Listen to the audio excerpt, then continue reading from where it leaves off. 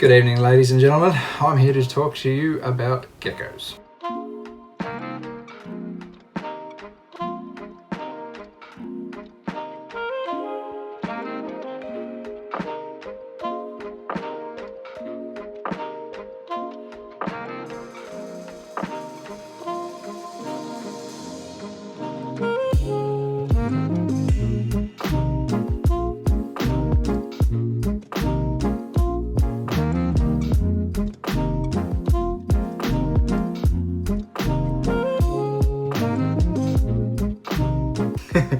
So all jokes aside, tonight I want to do a little bit of a video where essentially I go through some of my top 5 favourite geckos, ones that I just particularly like. Basically, I just want to go through kind of like a bit of a top 5 list of some species that I just think are really cool geckos, and you know, I think that you guys should know about them, because if you don't, you should research them.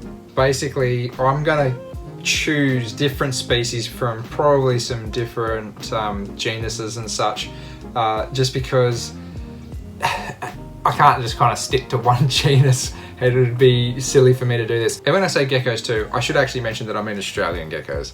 So us being in Australia, we tend to only kind of go towards Australian species because that's all we're kind of allowed to keep and enjoy and such like. It doesn't mean that I don't like other geckos from other continents, but I'm just going to focus on Australia. Something I will quickly mention too before I start going from 5 to 1 is I am going to put an honourable mention towards the end with some footage from the wild, so you want to stick around for that, because there was a hilarious little gecko that took my flesh.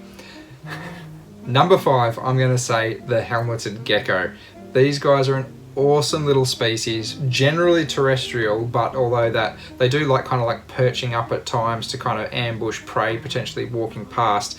These guys are a species that I have kept in captivity and I thought were absolutely adorable, really cool to watch. They only stay tiny, they're kind of like a 5-6 centimeter sort of size gecko. Beautiful bold patterns to them as well. Very arid species coming from the center of Australia. I'll put up like little distribution maps and photos and things like that, and if I use somebody else's photo, I'll make sure to give them credit. But that being said, they are an awesome little species, absolute savage little hunters though. They would prowl around the enclosure that I used to have back up here and really get into whatever I popped into that enclosure. They always seemed to just be super hungry. Didn't matter if it was day or night or whatever, they were just ready for a feed. The next species that I'll do, where am I going to go next? I know where I'm going to go next. It's going to be another arid species, and that's Nephrurus amio. They're one of my favourite knobtail geckos, just for the robust size that they are. Again, another species that I have kept in the past, and I will keep again one day. But it's just one of those species that they're just so iconic, coming from that West MacDonald Ranges. Beautiful geckos, super big. Like a female can weigh in at between 50 to 60 grams, which is the size of a small rodent. You know, like they're a decent sized gecko. They lay humongous eggs and have pretty big hatchies when they do hatch out. The incubation on those guys, I think, was around like 100 days, 110 days or something ridiculous off the top of my head. They were quite a long hatch rate species, at least 90 days or thereabouts from memory. That being said, you know, again, another beautiful species, very iconic to kind of like rocky areas of West MacDonald Ranges, in between those kind of rocky areas and Spinifex and things. I know that a good friend of mine, Kai Gould, absolutely loves these geckos, and he's I believe seen them a couple of times in the wild, or he's at least trying to see them a second time in the wild soon. And I was lucky enough to road cruise up on a male with Danny years and years ago. Back in, I think it was 2019 or something like that, I got to see my first wild amio. They were a beautiful gecko. Absolutely rate the old knobtail geckos in general, but they're one that I'm going to have to pick out as kind of like a bit of a hot favourite. I will kind of mention quickly too that the banded asper, they'd be high on the list to keep too. They are a stunning, stunning gecko. But yeah, that price tag scares the heck out of me, and they're worth a pretty penny these days. All right, on to a new genus. I'm gonna go with Oridura felicipoda, the fringe-toed gecko.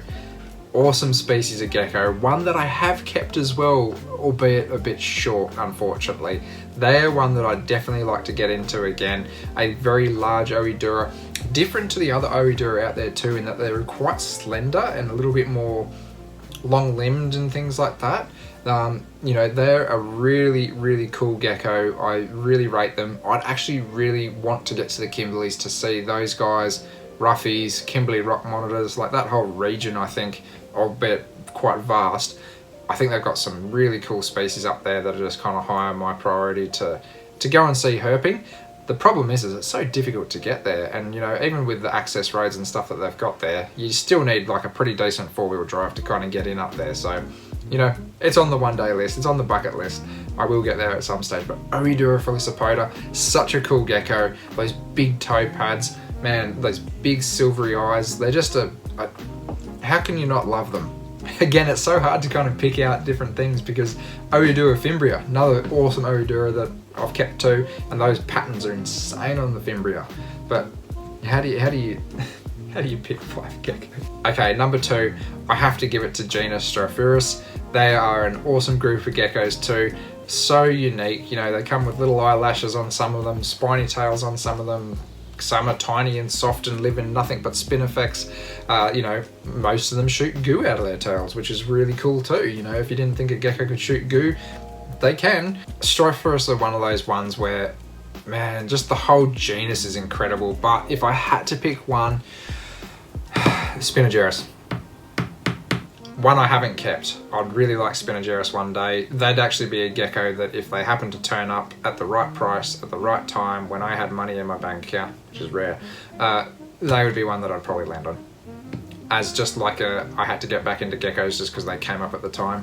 Those particular geckos, the Spinogerus, come from over in WA, I think from, if I'm not mistaken off the top of my head, right down south towards Perth, around those sorts of coastal fringes. Really bold back zigzag patterns, and those eyes, man, those eyes are just to die for, the yellows and reds in them. Something about geckos is a lot of draw card for me is eyes, and you'll see that with number 1. So number 1 on my list is not coming from a particularly arid climate. Most of these other climates have been a bit more arid, a bit drier, at least escarpmenty when you're talking about the fringe-toes and things. But the last one on my list, and number 1, is another species that I've kept. And I remember being able to hold this gecko in my hand all the time and just think, you're just so pretty and you're such a freak of nature and it's so cool. And that is Saltuarius cornutus. It is such a good looking leaf-tailed gecko. I know people are going to be in the comments going, Salabrosus has a bigger tail. I don't care.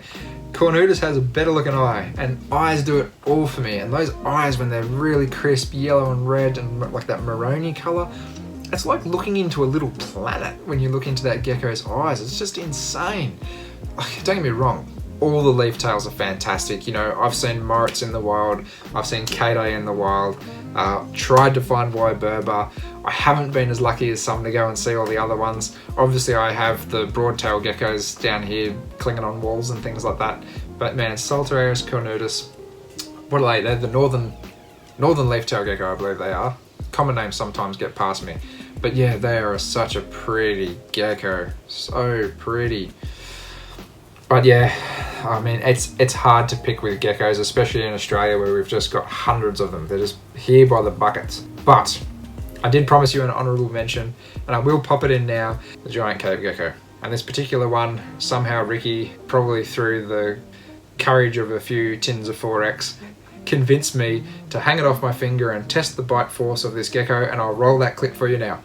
We've got to test out the jaw pressure while we're here. Whee!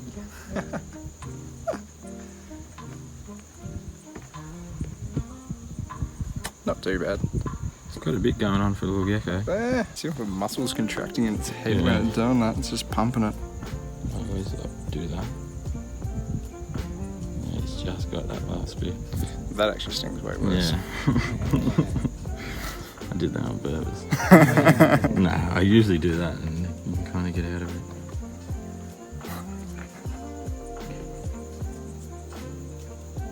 That's a big gecko. That's impressive. Yeah. It's crazy, hey? Like, there is like some serious jaw pressure behind that. Yeah, there is, yeah.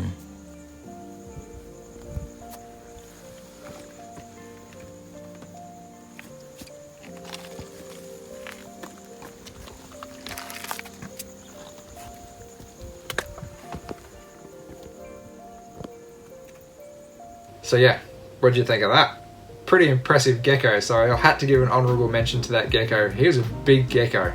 But yeah, good old Ricky Mac. Can't not let something have a chew of him. I had to be there with him at the same time, and yeah, I had to have at least a little chew from a gecko. So there you have it, guys. Real quick video on just some of my favourite Australian geckos. I'll probably have to do round 2, 3, 4, potentially 5 as well, because Australia's just full of so many different good geckos. And yeah, if you don't know much about Australian geckos, you should look into them, because it is just a wormhole that you can go down to. And I'm not going to look any further than that, because otherwise there'll be like 20 geckos sitting behind me before you know it, and that's already happened with frogs.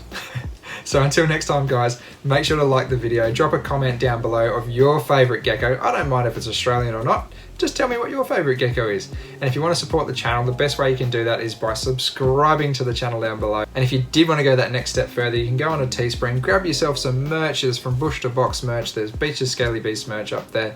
And there's also, of course, Patreon, where you can support me over there, get some extra videos and a bit of extra love.